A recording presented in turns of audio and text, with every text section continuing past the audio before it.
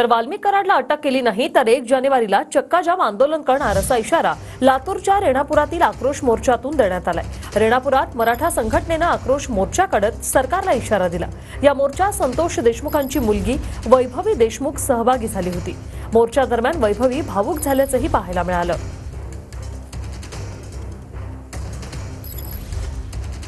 जानेवारीला जर आज आम्ही शांततेच्या मार्गाने चाललेल्या मोर्चावरती जर सरकारनं जर ठोस पाऊल जर नाही उचलला, वाल्मिक कराडला जर अटक नाही केली तर 1 तारखेला हरियाणापूर तालुक्यातील सकल मराठा समाज 18 जाती धर्मातल्या लोकांना सोबत घेऊन रस्त्यावरती चक्का जाम आंदोलन करेल, रेणापूर फाट्यावरती चक्का जाम आंदोलन करेल।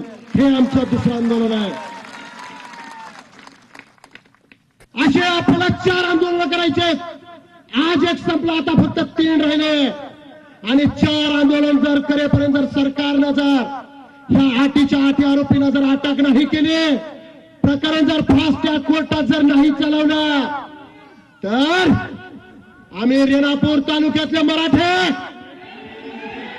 आम्ही आमच्या बहिणीचा आणि आमच्या लेकीचा कुंकू पुसणाऱ्या गावापर्यंत जायला सुद्धा आम्ही मागे पुढे पाहणार नाही। आज प्रत्येक मराठा बंदोबस्त म्हणतोय की ह्या प्रकरणाचा निकाल जोपर्यंत लागत नाही तोपर्यंत मुंडे भाऊचा राजीनामा घ्या, तरी सुद्धा फडणवीस साहेब घेत नाही। म्हणजे यांना मराठ्यांची किंमत नाही।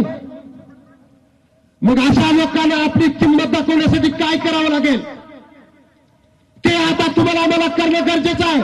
आणि एकच करायचं आहे की तुम्ही आम्ही एक व्हायचं आहे।